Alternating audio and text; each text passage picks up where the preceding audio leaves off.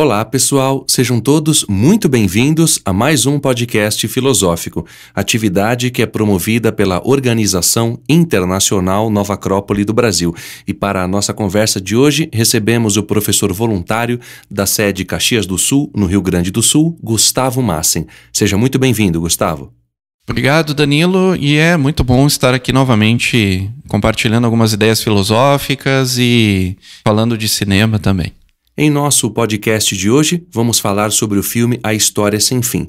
Não vamos trazer aqui verdades absolutas, também não vamos esgotar o tema e não faremos uma abordagem do ponto de vista técnico ou cênico, mas sim do ponto de vista filosófico, ou seja, vamos buscar elementos, reflexões, ideias que o filme nos apresente e, claro, fazer relações com aquilo que a gente pode levar para a nossa vida de alguma maneira através dessas aventuras que são relatadas na história.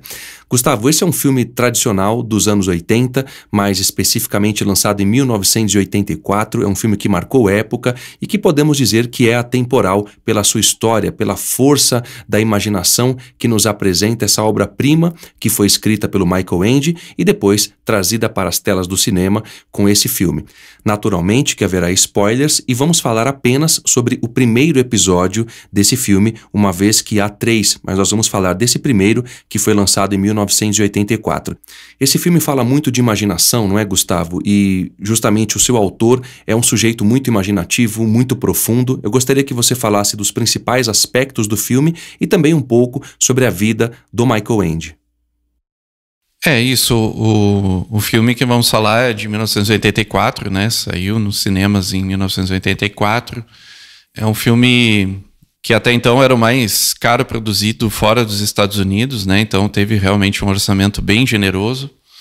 Se formos assistir hoje, obviamente, com todos os efeitos e especiais que temos à disposição hoje, a tecnologia de produção, é um filme que, claro, está um pouco datado, porém, no seu aspecto mais profundo e de história, de roteiro, de adaptação, inclusive, é bastante profundo. É um filme muito tocante em muitos aspectos e que preserva bastante o espírito do livro. Que, claro, a gente, principalmente quem lê os livros, né, ou lê o livro, espera muitas vezes a adaptação fiel, né, que seja exatamente igual. Mas no cinema a gente sabe que adaptações são necessárias porque é uma outra mídia, é uma outra forma de abordagem, né? E História Sem Fim não é diferente, né? Nós falamos no passado aí, não tão distante, né, Danilo, sobre O Senhor dos Anéis e o quão foi difícil a adaptação desse livro. Eu imagino que o História Sem Fim não seja diferente, né? Não tenha sido diferente porque tem esse caráter sempre presente aí nas adaptações para cinema. E o História Sem Fim, como você falou, né, é um livro que foi escrito por Michael Ende, né, que é um escritor que viveu na sua infância a Primeira Guerra Mundial. Ele nasceu em 29, né?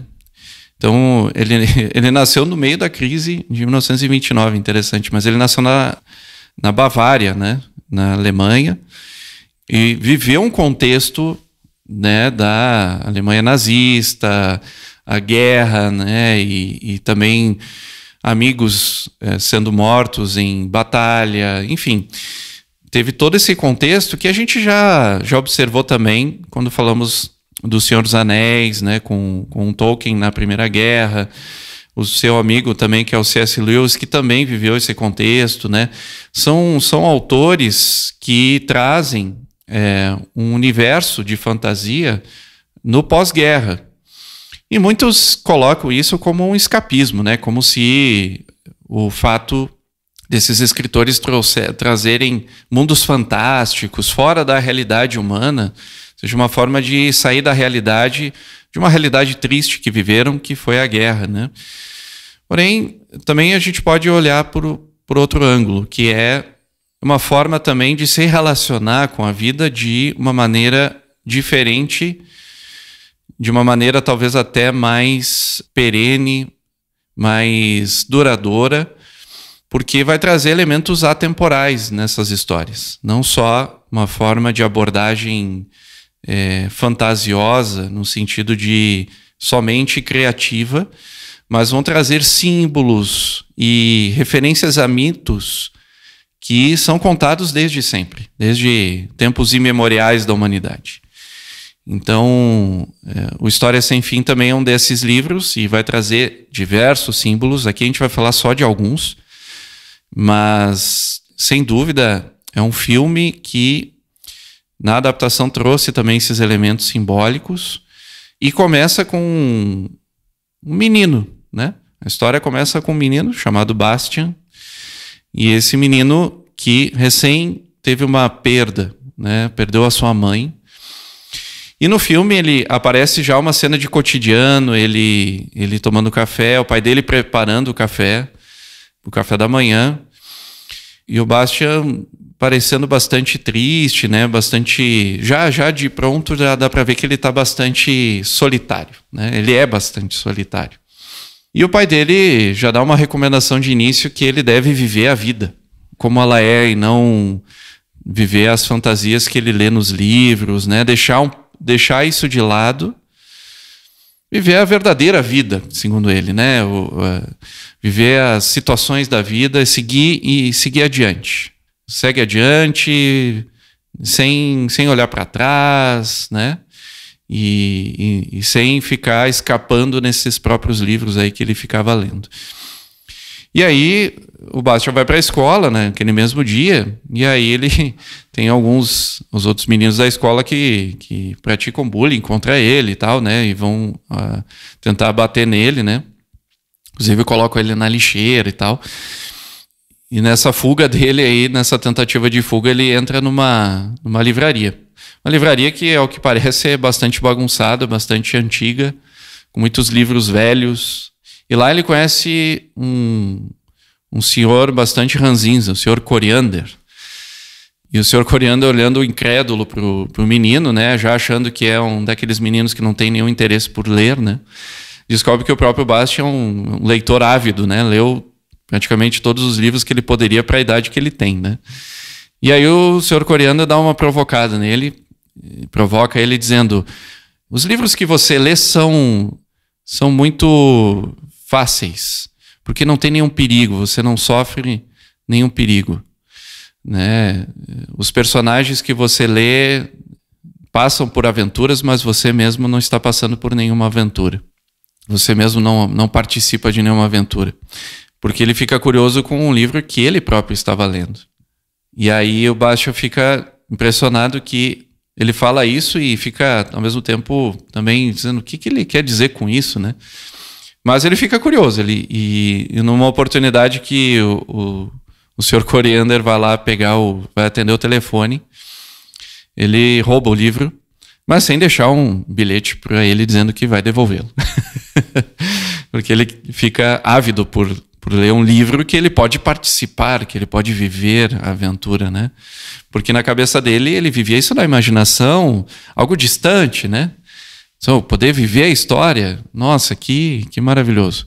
E ele vai para o colégio, só que ele chega atrasado. E quando ele chega atrasado, ele diz, olha, ele dá uma espiadinha na janela da sala de aula e, tem prova de matemática, ele vê, né?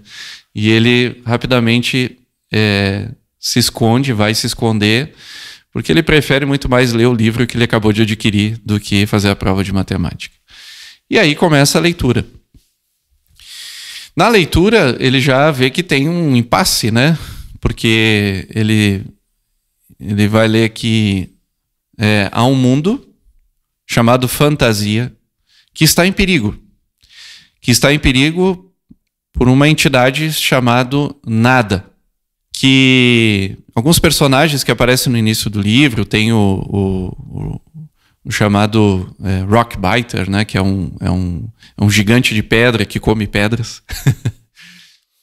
Encontra com outras criaturas fantásticas, bastante improváveis, um encontro bastante improvável, e eles acabam se dando conta, né, na conversa, que eles estão indo para o palácio da Imperatriz Criança, para falar do que está acontecendo em fantasia, que é algo muito grave, e eles também descobrem que isso está acontecendo em várias regiões, né, do reino.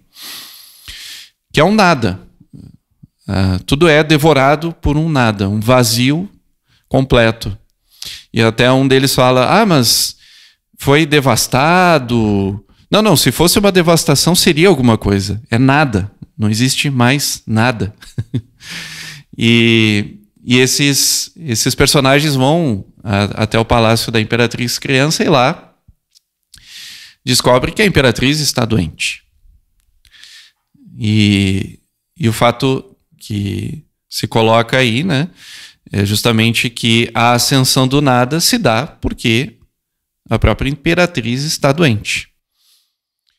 E quem relata isso é um sábio chamado Chiron, que é também um médico. E ele coloca a situação para todos os cidadãos de fantasia que estavam ali presentes, né, de várias regiões do reino, desse vasto reino de fantasia. E eles colocam que só tem uma pessoa que pode salvar o reino, que é um guerreiro das planícies e que se chama Atreio. E ele relata, esse Chiron relata que ele já foi mandado chamar. E quando chega Atreio, todo mundo se surpreende porque o Atreio é uma criança. É uma criança com aquelas vestes típicas de índios norte-americanos, né, das tribos norte-americanas. E chega como criança e todo mundo diz, esse é o Atreio, né? Todo mundo fica incrédulo e olha para ele com desdém, né? O próprio Chiron, olha, você é o Atreio? Não existe outro. Não, na minha região, ele diz, não existe outro, só existe eu mesmo. E eu sou um caçador, eu sou um guerreiro. E quando ele já estava indo embora, ele diz assim, bom, já que vocês acham que eu não sou Atreio, eu vou embora e vou caçar os meus búfalos. E quando ele estava indo embora, o Chiron chama ele de volta, diz, não, volte, você tem uma missão muito importante. E já dá a missão para ele, que é salvar a fantasia. O como, não se sabe. E ele pergunta, posso levar armas? Não posso, não pode levar armas, você vai ter que ir sem armas. Então, é um símbolo interessante, né? É um herói, como todo herói se coloca numa situação diferente, né? Nunca imaginaria que participaria de algo assim. Mas ele é um guerreiro e assume a missão, né? E rapidamente se lança com o seu cavalo, o Artax, reino adentro, para encontrar a cura para a Imperatriz. Então, nesse ponto aí, Danilo, a gente tem um início de história, né, que se coloca já numa crise de início, né, mas tem alguns símbolos interessantes, né, alguns pontos interessantes. O próprio Bastian, ele vai ser um menino, né, ele também é uma criança que vive as suas aventuras enquanto faz as suas leituras, né? Mas tem uma tristeza profunda, né? Tem algo que precisa resolver internamente, que é a morte da sua mãe, né? Isso foi importante e devastador talvez para ele. E ele busca esse refúgio nas histórias. E também o fato do Sr. Coriander falar que essa história, chamada História Sem Fim, ela tem a oportunidade de ele ser o protagonista da história, de ele viver as histórias de verdade, não só pela leitura, mas viver de verdade, já denota algo interessante, né? Que é a gente não ser um mero espectador, né? De ter a proposta de sermos protagonistas da nossa própria história. E quando ele vai lendo, ele vai se identificando com o próprio herói, que é o Atreio, né? Ele mesmo se vê no Atreio em muitos aspectos. Ou vê pelo menos aquilo que ele gostaria de ser. Não necessariamente na história, mas coisas que ele gostaria de enfrentar em si mesmo, né?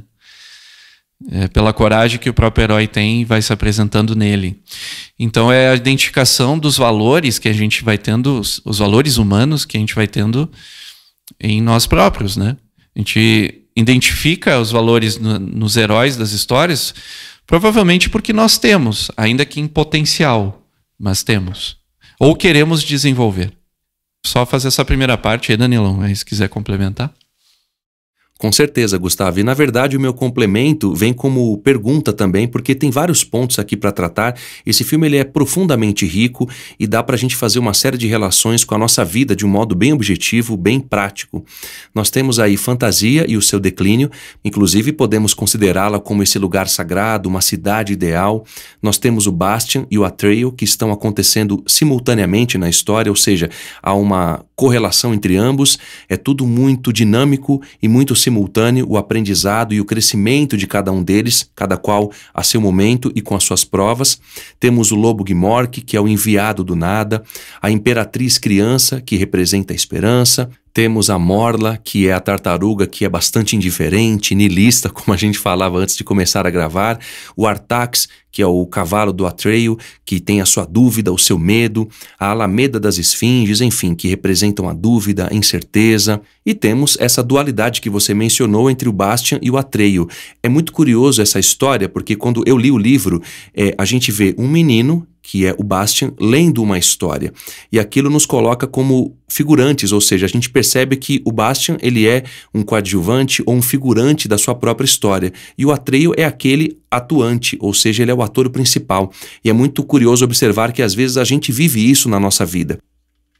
Pois bem, o Bastian ele perde a sua mãe e ele passa por uma dura prova da solidão, da ausência. O seu pai pede para que ele siga em frente, porém sem uma conversa mais profunda, sem uma aproximação mais humana, mais paterna.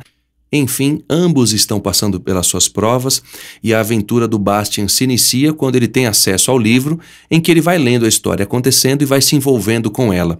Eu gostaria que você falasse dessa dualidade porque o filme descreve muito bem, assim como é no livro, embora, claro, não dá para ressaltar tudo e reforçar tudo, porque não há tempo hábil em um filme para fazer tudo aquilo que um livro apresenta, mas ele representa muito bem esse momento dessa dualidade entre o Bastian e o Atreyu, ou seja, cada qual em sua realidade, ambos aprendendo conjuntamente e há muita coisa a se refletir daí. Eu gostaria que você falasse desses elementos.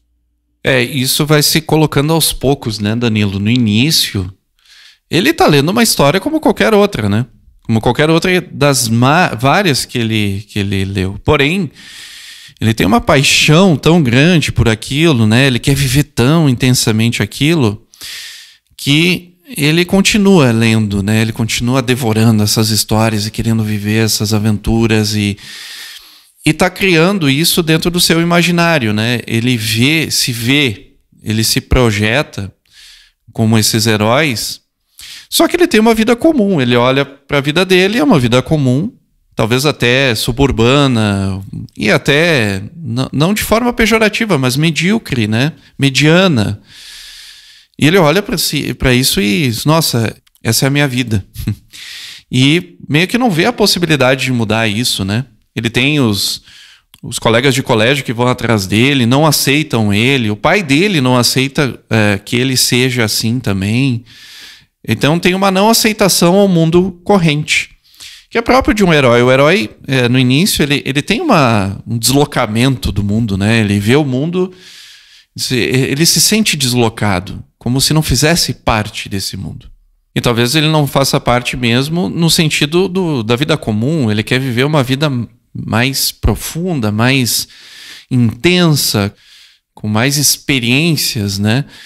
Mais completa, mais íntegra, talvez. E, claro, o Bastian é uma criança, né? Ele vê isso através da imaginação. Só que é interessante, porque o autor coloca uma criança como protagonista da história e uma criança como herói do livro que ele está lendo. Essa criança, quem é? Pergunta que podemos nos fazer. Quem é essa criança? Essa criança também simboliza, ou pode simbolizar, a nós mesmos, como essa pureza que você falou, Danilo. Essa pureza de intenções, de querer ser, de querer se manifestar, de querer romper com as dificuldades da vida e ser quem se é, puro e simplesmente quem se é. Então, acho que no caso eu vejo, né, que no caso do Bastian e do Atreyu começa uma identificação. E logo ele se identifica com o herói, né? Logo ele se vê andando com o Atreyu e o seu cavalo Artax. Ele se lança na história, né? Ele já tem a capacidade de ver a história. E bom, aí ele citou vários elementos aí, Danilo, né, interessantes, né, que vão aparecer ao longo da história, né? Ao longo da história, enquanto o Atreio se lança aí na aventura de buscar a cura para a princesa, para a imperatriz criança, sai também ao encontro, ao encalço dele, um servo do nada, que é o Gmork, que é uma espécie de lobo que quase não se manifesta, assim, é um devorador, né?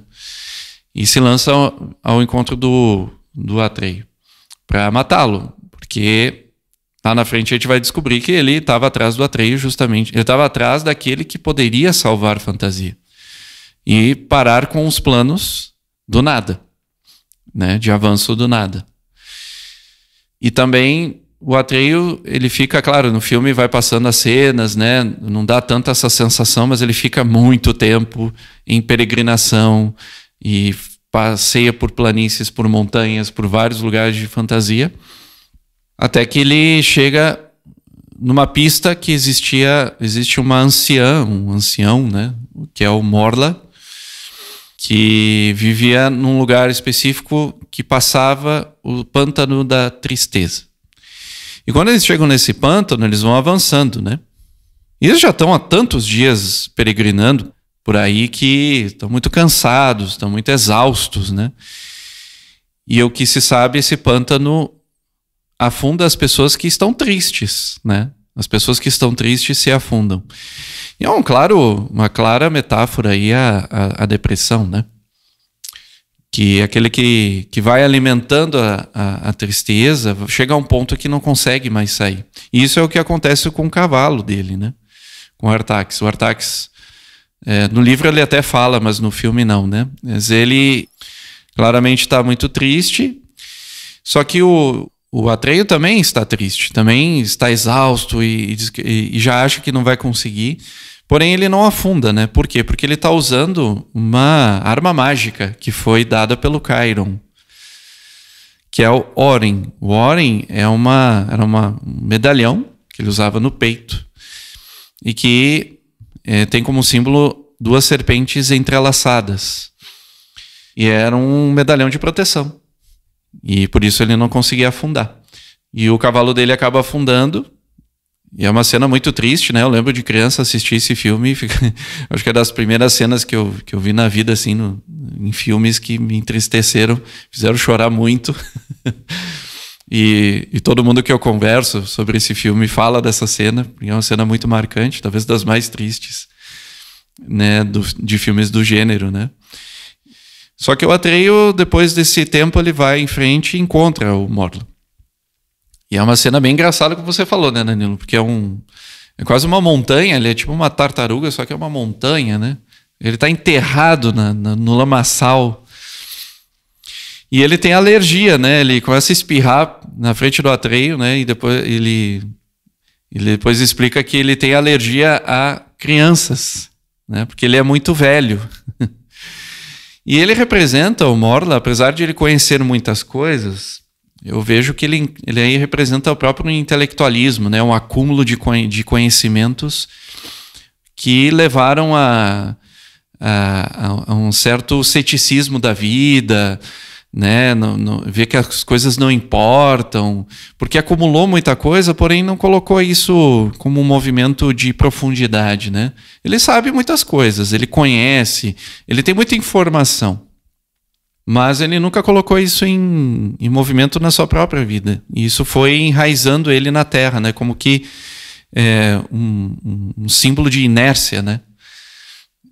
Nada importa. Se acabar o mundo, por quê? Qual é o problema de acabar o mundo? Não há nenhum problema nisso, né? Mas o Atreio vai falando com ele, conversando, até que ele relata que a resposta para o que ele procura, ele vai encontrar no Oráculo do Sul, que fica a 10.000 milhas de onde eles estavam, muito longe. E o Atreio já não tinha mais o seu cavalo, né? E ele fica muito triste com isso e se lança, né? Dá alguns passos mais à frente e tal, e aí ele cai em exaustão, porque ele já tinha perdido o seu amigo e ainda tem um balde de água fria vindo do Morla dizendo que o que ele procura, a resposta que ele procura está muito longe de onde ele está.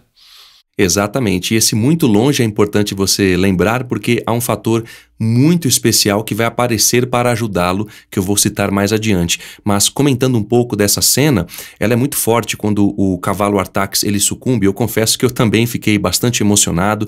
É uma cena que toca a alma de qualquer ser humano, porque é um momento onde ele sucumbe pelo medo, pela tristeza, e o Atreio não. Ele é protegido pelo Orin, que é o seu amuleto da sorte. Aí um ponto muito importante, porque todos os heróis e heroínas têm um amparo divino, têm uma força superior que os ajuda, que os ampara, justamente em virtude dos valores que eles têm, da postura interna, da conduta moral, e isso é muito importante de destacar. E essa cena talvez nos marque tanto, porque a gente pode lembrar quando temos algum amigo, uma amiga, ou alguém com quem convivemos que num dado momento se afasta de nós e muda de pensamento, muda de ideias e acaba sucumbindo à tristeza, à indiferença, e certamente por isso essa cena me marcou tanto e nos marca tanto como seres humanos. Mas adiante ao Falkor, como eu falei agora há pouco, que vai ajudá-lo nessa saga de chegar a essa distância longínqua para encontrar aquilo que ele tem que encontrar. E é muito importante esse momento porque há muitas reflexões que a gente pode extrair dessas experiências que o filme vai trazendo para nós, porque ele passa pelas suas provas psicológicas também. O Atreio é um guerreiro, mas ele também tem as suas debilidades. Todo guerreiro tem o seu famoso calcanhar de Aquiles. Todo ser humano o tem.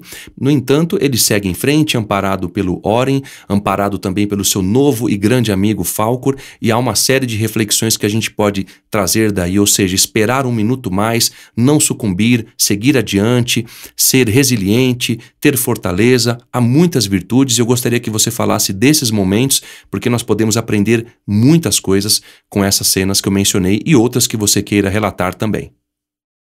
Sim, o Gmork está quase chegando porque ele vai buscando pistas do Atreio e consegue, né, pelo cheiro, buscando o rastro dele, e consegue chegar ao ponto de encontrar o Atreio. Quando ele encontra, ele é salvo por esse personagem, né, que marcou a época sem dúvida, pelo seu aspecto, principalmente no filme, que ele parece um dragão com cabeça de cachorro, né? Que é o Falkor. Mas no livro, inclusive, ele é descrito como um dragão, né? É um dragão da sorte. E aí entra um aspecto, um símbolo fundamental que você mesmo colocou, Danilo, que é maravilhoso nas histórias míticas. O herói, ele tem ajuda. Porque o seu propósito é nobre. O seu propósito não é... Ele não está fazendo algo para ele. O propósito do herói é buscar algo que não vai ficar para ele. Então, o fato do Atreio estar numa missão de salvar um mundo de fantasia, de salvar a Imperatriz Criança, coloca ele numa situação que ele não está fazendo isso por ele. E talvez se fosse por ele não teria colocado o seu cavalo em risco, não teria viajado milhares de quilômetros, não teria feito nada disso. Ele estaria lá caçando os búfalos, que era o que ele fazia. Ser formado como um grande guerreiro das planícies, ser o famoso Atreio, mas não seria o salvador de fantasia. E ele se coloca nessa situação, não porque o seu eu menor, vamos dizer assim, né, a sua parte transitória, a sua personalidade queira, né, e tanto isso é verdade que ele mesmo fica triste, ele passa por provas terríveis, e é uma prova terrível você perder companheiros de viagem, né, você está numa viagem e você perde companheiros, né. Tudo isso vai ao encontro de uma ideia muito importante na trajetória do herói, que é essa. O herói conta com uma sorte porque o seu propósito é maior do que ele mesmo. Então é muito interessante isso, né? É muito interessante como a história vai encadeando elementos simbólicos presentes em qualquer história, né? Em qualquer história mítica que a gente vai acompanhar ao longo da própria história da humanidade, né? Como uma Ilíada, Odisseia, um Ramayana, uma Mahabharata, as histórias de Quetzalcóatl, né?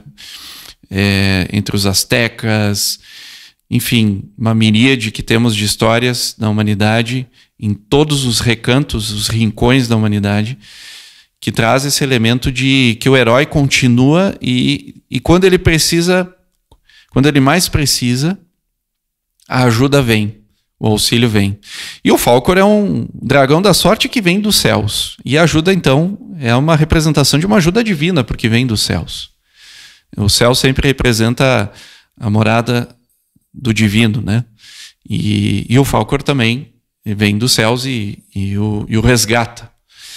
E quando o Atreio acorda, eis que ele está à beira do Oráculo do Sul, né? Que era o local que a Morla havia dito para ele que encontraria a resposta. Claro que a história não acaba porque as provas ainda continuam vindo. E quando ele acorda e se dá conta de si, conhece o Falkor, né? Conversa com ele, tem um diálogo muito legal que ele fala: nossa, como que a gente chegou? Ele pergunta para o Falkor: como a gente chegou tão rápido aqui? E o Falkor diz: com sorte. Então, o que é a sorte? É uma boa pergunta. Uma ótima pergunta. Porque a gente acha, muitas vezes, que a sorte é um fator aleatório, né? Acontece algo porque aleatoriamente chegou alguém e me ajudou. E, bom, a sorte pode ser algo que, na nossa visão, seja um acaso. Aconteceu porque teve sorte. Foi um acaso, né? Aconteceu porque tinha que acontecer e não se sabe bem o porquê, né? As causas. Mas, bom, Danilo, nós somos filósofos e a gente quer buscar as causas. E eu imagino que numa história dessas também, que traz elementos míticos, se tem muita sabedoria também embrenhada aí, inspirada nesses autores. E eu vejo que, por exemplo, a sorte aí representa o fator mistério que contém as histórias. Aquilo que a gente não compreende. Né? Por que o Falkor estava naquele local e conseguiu salvar o Atreio? Por sorte, porque a gente não consegue explicar. Mas, se a gente observar o fluxo dos acontecimentos, nesse caso, a gente vê que era quando o herói mais precisava, né? Quando o herói tinha a maior necessidade de ajuda para cumprir a sua missão. Porque na vontade dele, ele quer cumprir a missão, porém, ele naquele momento estava impossibilitado, tinha algo que ele precisava vencer internamente. E tanto venceu que conseguiu uma ajuda, que conseguiu o auxílio. E é muito legal isso, porque, claro, a gente vê isso como um fator assim, um fator da história que é para seguir a história, para que a história não pare, porque senão ele morreria ali e acabaria a história, né? Mas não foi assim. E quando ele chega na beira do oráculo, ele se encontra com dois outros personagens bem interessantes, né? Que é um cientista, que é o Engiwook, e a sua esposa Urgal. Eles são estudiosos de fantasia. E o Engiwook, em específico, ele é especializado no estudo do oráculo do sul. E o oráculo é interessante porque é um portal, e no filme fica bem claro, né? Um portal com duas esfinges aladas, e que faz uma referência muito direta ao que a gente observa, por exemplo, no Egito, na entrada dos templos, né? Em Karnak, por exemplo, havia uma avenida de esfinges de carneiro à frente do templo, que representava justamente esse umbral, né? Essa barreira que é intransponível para aqueles que não devem transpor, né? Só podem transpor com uma regra. E no caso ali tem a ver com... No caso ali, o Engiwook fala para ele que para passar por ali você tem que ter muita confiança em si. Você tem que ter plena confiança em si mesmo. E de verdade. Porque a esfinge, ela olha o coração. Ela olha direto no coração. E o simbolismo do coração, Aí, dentre muitas outras formas de ver, mas no ponto que a gente pode falar aqui o coração é o centro do ser humano. É o ponto mais profundo e elevado do ser humano. É onde estão as fontes de todos os nossos potenciais, né? Então, confiar em si tem a ver com eu me conectar com o meu centro, com eu estar bem conectado com isso e não me afetar com os fatores externos, né? A forma da ataraxia estoica. Eu me conectar com o meu centro, com o meu interior, a ponto de que as coisas acontecem, eu vou interagindo com elas, mas elas não me afetam a ponto de me parar. Os medos, as angústias não me travam. Eu lido com isso, eu supero isso. E esse portal tem a ver com isso, né? Tem a ver com esse transpor, né? Não sei se você quer comentar alguma coisa aí, Danilo. Com certeza, eu quero que você fale um pouco mais sobre esse ponto, onde o Engi Wook, que é o cientista que ajuda o Atreio naquele momento onde ele vai passar pela Alameda das Esfinges, não é? É curioso porque ele fala para o Atreio, olha, várias pessoas já tentaram passar por ali, vários cavaleiros, enfim. O fato é que eles não passam e sucumbem à Alameda das Esfinges porque elas leem o coração daquele que vai passar ali. Então, aqueles que têm uma armadura muito bonita, muito reluzente, muito robusta, que aparenta muito valor, nobreza, muitas das vezes eles não têm aquilo dentro de si próprios. Ou seja, a gente pode fazer uma relação com o que nos ensina Kant ou Platão.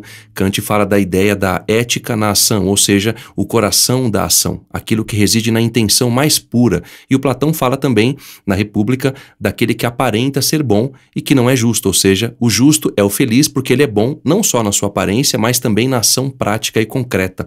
Isso é muito interessante porque quando nós passamos por uma prova dura que a vida nos traz, porém nós temos a consciência e o coração limpos, inocentes como uma criança, ou seja, genuinamente limpos de todo egoísmo e de toda maldade, nós passamos bem por essa prova. Por mais dura que ela seja, por mais desafiadora que ela seja. E o Atreio, ele passa por isso com muito valor. Ele é provado nessa Alameda das Esfinges, porém, mesmo com medo, ele faz o que tem que ser feito, porque ele tem muito valor na sua ação e ele não abre mão daquilo que ele deve fazer. Ou seja, esse portal que é para alguns passarem, como você mesmo relatou, nos ensina muito sobre as provas que a vida nos traz. E por isso eu gostaria que você reforçasse um pouco mais esse ponto para a gente. Exatamente, Danilo. O Atreio tem também provas a passar, ele também não está pronto, ele também não se sente pronto. Em geral, na nossa vida, as provas que nós vivemos, elas são assim, né? A gente passa por dificuldades, tem algo a transpor e a gente olha para aquilo e diz, eu não estou pronto para isso. Há um receio, há um medo de passar, né? Mas o ponto talvez não seja esse, né? O ponto seja... A confiança não tem a ver com eu estar pronto ou não, né? Mas a confiança em si tem a ver com eu saber que eu vou dar o meu melhor, mesmo que não seja a perfeição, mas eu vou dar o meu melhor. Eu vou dar de coração limpo. E eu acho que o Oráculo do Sul tem isso. Tanto que tem um momento que ele está passando...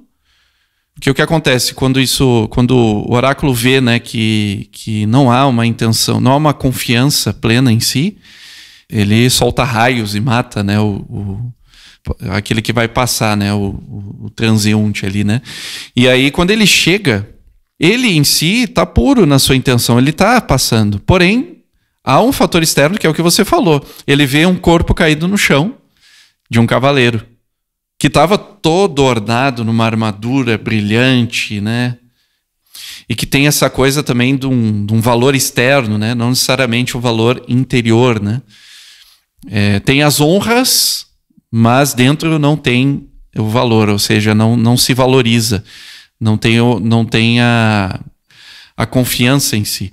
E quando ele vai passar, ele vê e aí ele hesita. E é esse momento que ele acaba correndo, porque ele vê que o oráculo vai disparar os raios, né? Ele consegue passar, mas ele entende que ele teve um momento de hesitação, ele não podia ter hesitado. Então, até o momento que ele não hesitava, não estava hesitando, não havia nenhum problema. E é interessante, aí ele segue, né? Ele segue para um segundo portal de esfinges, né? Que aí ele chega efetivamente ao oráculo, né? E lá no oráculo ele fala o seguinte: olha, eu sei a resposta, né? Inclusive a gente tem feito um esforço muito grande de manter as estruturas de fantasia. Nós temos a resposta para o seu enigma. E aí é revelado que a única coisa que é necessário para a Imperatriz é um nome. E aí, obviamente, que o Atreio se surpreende. É só isso? É um nome que ela precisa? Mas isso é fácil, ele fala. Mas isso é a coisa mais fácil. Aí o oráculo completa. Sim, porém, esse nome deve vir de uma criança humana que não vive em fantasia. E isso é uma coisa interessante, porque ao longo da história o Bastian vai se dando conta que essa história, ele consegue interagir com a história mais do que ele imagina. Tem até a cena da Morla, por exemplo, que quando é relatada a Morla, ele dá um grito, né, pela descrição que se dá da Morla no livro, como ele fica com medo, né, e grita. E no livro se descreve que eles ouviram o grito dele. Então ele já vai desconfiando que ele está participando da história, mas ele ainda não quer acreditar nisso, né? E aí o oráculo explica que fantasia é o mundo da fantasia humana. É o mundo do imaginário humano. E ele está se destruindo porque as crianças não imaginam mais. Não querem mais imaginar. Não querem mais se relacionar com o mundo imaginário. E aí o Bastian fica surpreso, né, também. Não é possível, como assim?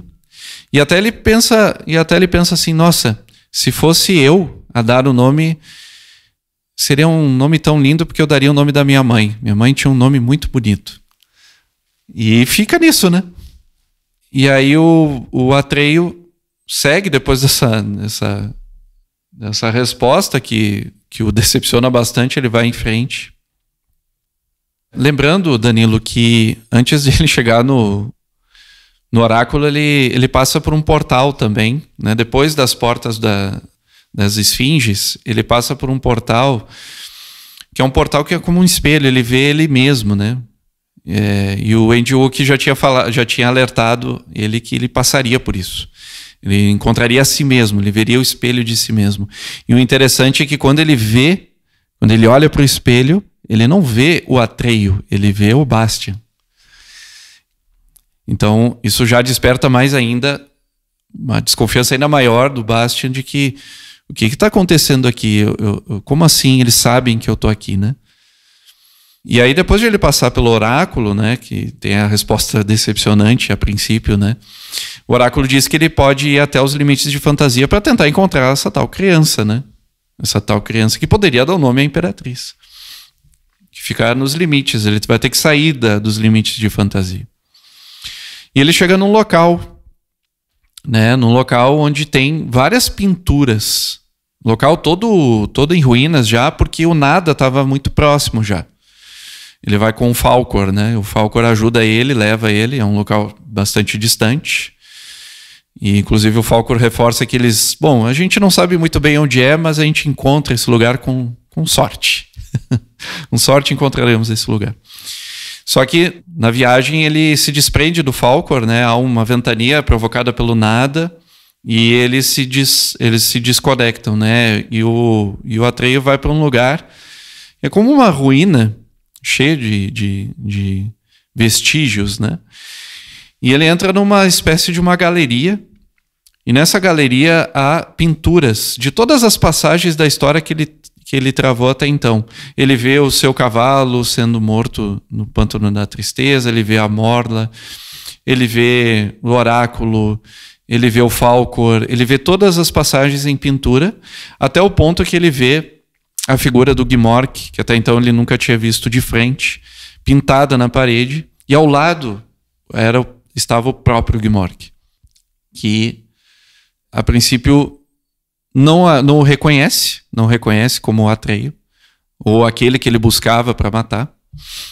E aí ele tem uma conversa com o Gmork muito interessante, porque o Gmork se revela como tal, e ele fala que justamente o que ele está fazendo é buscar aquele que poderia salvar a fantasia para matá-lo. E ele revela que ele é um enviado daqueles que estão por trás do nada.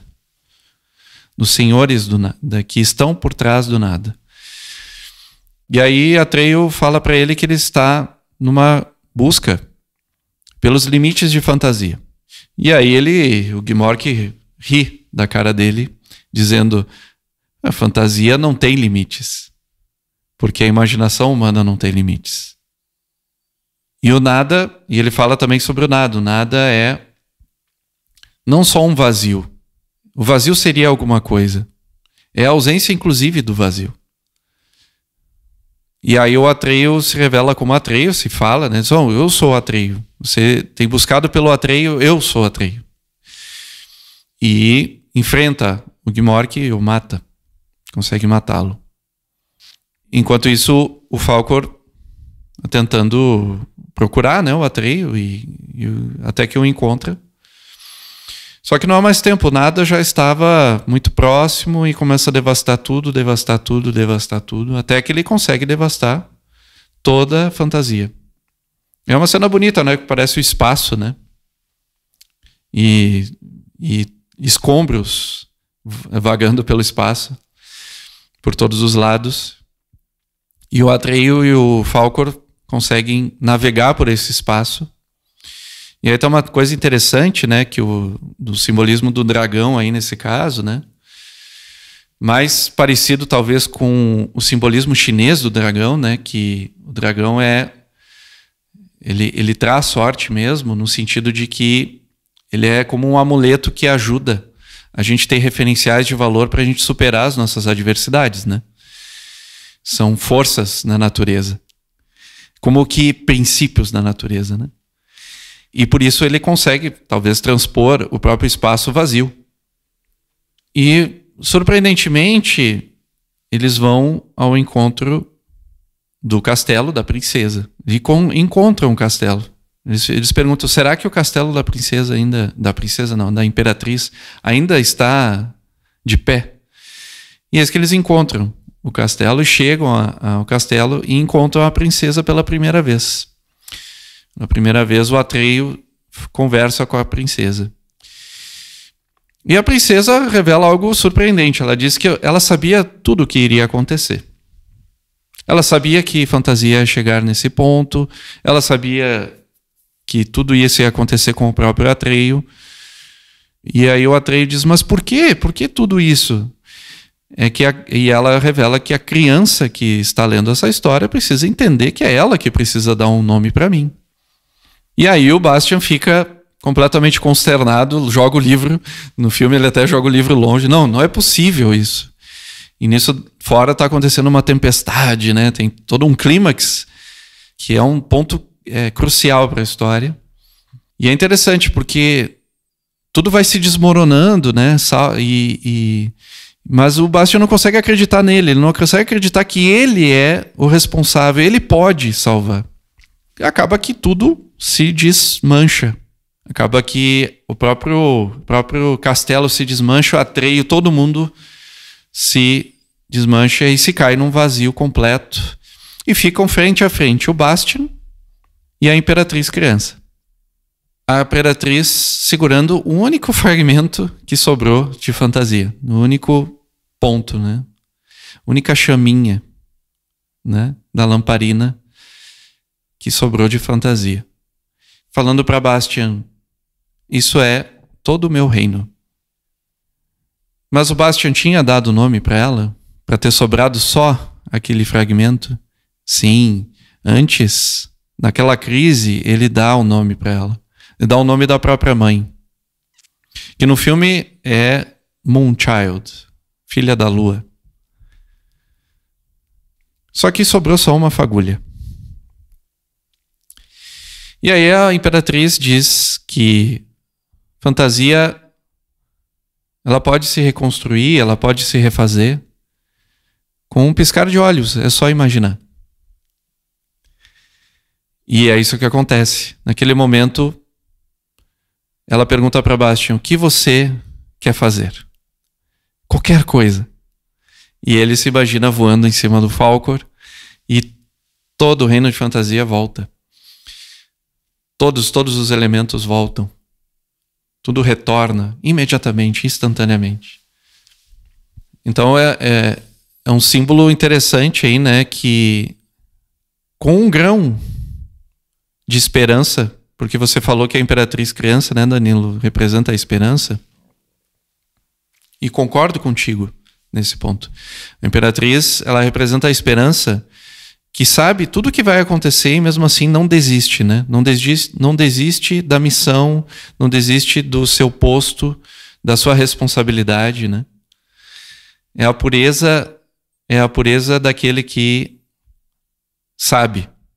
E sabe que tudo vai dar certo, que tudo vai se resolver, que tudo tende a uma unidade. E o reino, né, ele se faz a partir de um grão, né, de uma fagulha de luz, e se reconstrói. Então podemos reconstruir nossas próprias vidas a partir de um grão, a partir de uma fagulha, desde que tenha fagulha de luz. Desde que a gente reconheça que existe essa fagulha de luz. A nossa imaginação tem uma capacidade tremenda de construir a partir de ideias, de modelos, de valores. Nós temos uma capacidade infinita de construção. É isso que o filme traz também como, acho que talvez o principal ponto aqui, que talvez a gente possa relacionar com a filosofia, é esse, né? É a capacidade que o ser humano tem através da sua inteligência, através da sua capacidade de criar. Não criar só pelo criar, mas criar a partir de modelos. Modelos que estão no cosmos, que estão no universo, que estão na natureza e que está em nós mesmos. Que constam no nosso interior. E a gente tem a confiança para isso, né? Tem a confiança de ver isso dentro de nós, né? Sem dúvida, Gustavo. E realmente esse primeiro filme da trilogia, ele é amplamente rico e traz uma série de experiências que a gente pode todos os dias refletir sobre elas. Ele vai reproduzir bem todos os elementos fundamentais que traz para nós o livro.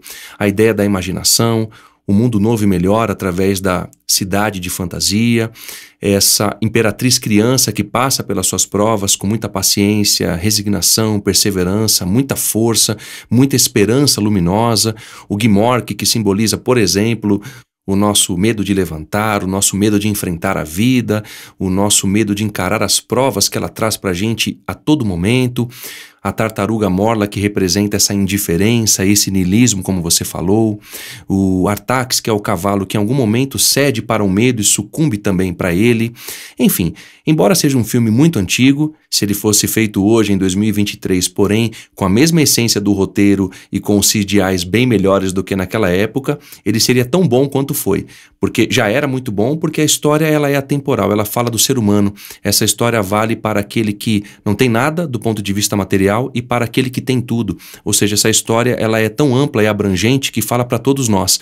Por isso eu gostaria que você, de maneira sintética, e claro, é um desafio também, fizesse uma síntese dos principais elementos que esse filme traz, o que a gente pode aprender com ele, nós, os nossos ouvintes também, e como a gente pode relacionar e aplicar algo disso nas nossas vidas, no nosso cotidiano.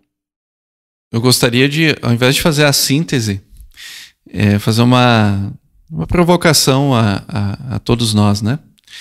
Eu acho que incluindo você, incluindo os ouvintes.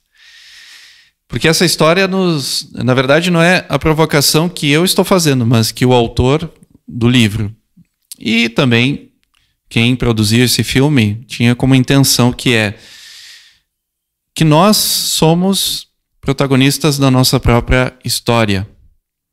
Quando que nós vamos nos dar conta disso?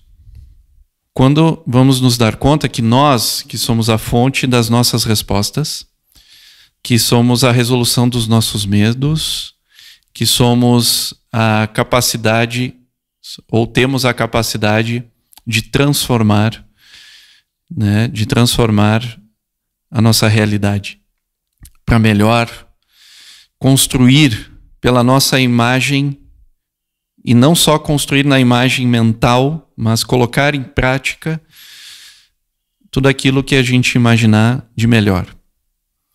Você falou do mundo, né? E fantasia, tendo essa analogia com o mundo de hoje, né? Que está ruindo, né? Que está em ruínas. Mas se um mundo como uma casa, né? Imaginar o mundo como se fosse uma casa.